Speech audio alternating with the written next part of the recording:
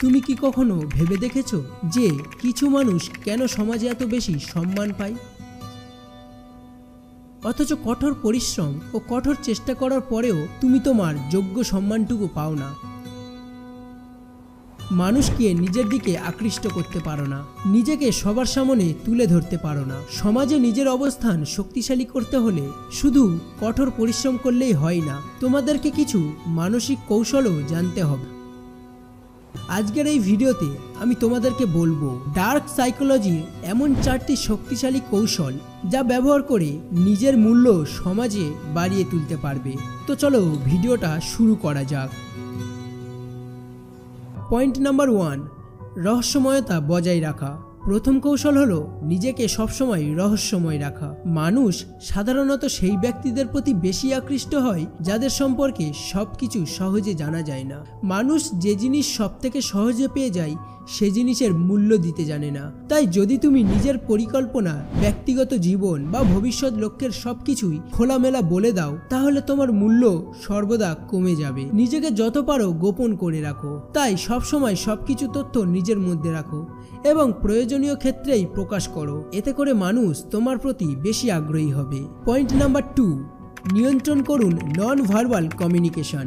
এর মানে হলো একজন ব্যক্তির মানসিক অবস্থান বোঝার জন্য তার কথার থেকে তার মানসিক ভাষার দিকে বেশি জোর দিন। তোমাদের বডি ল্যাঙ্গুয়েজ ও চোখের ব্যবহার যদি আত্মবিশ্বাসী হয়, তাহলে অন্যরা স্বাভাবিকভাবেই তোমাকে গুরুত্ব দিতে বাধ্য হবে।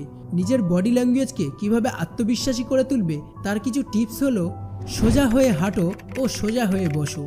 কখনো পাগলদের মতো এসে হুটোপাটা করে বসে যেও না কোথাও। চোখে চোখ রেখে কথা বলো, কারোর দেখে কোনোদিন ভয় পেও না, কারণ তখন তোমার আত্মবিশ্বাস কম মনে হবে। সর্বদা চোখে চোখ রেখে আত্মবিশ্বাসের সাথে কথা বলো। বেশি কথা না বলে আগে শুনতে শেখো। সামনের জন যে কথাটা বলছে সেটা শোনো, সেটা বোঝো, তারপরে সেই অনুযায়ী উত্তর দাও।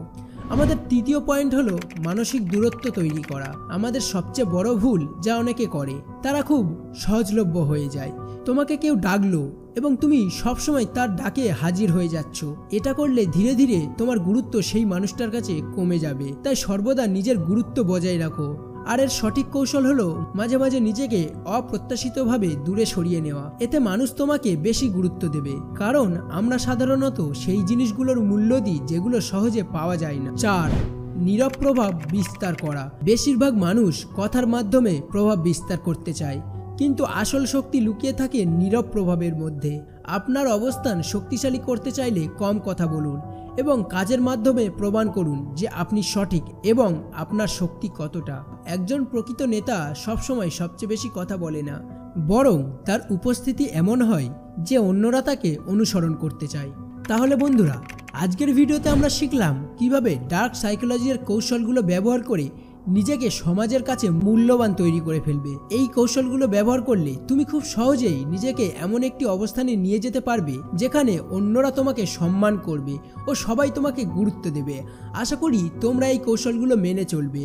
তো আজকের ভিডিওটা এই পর্যন্তই।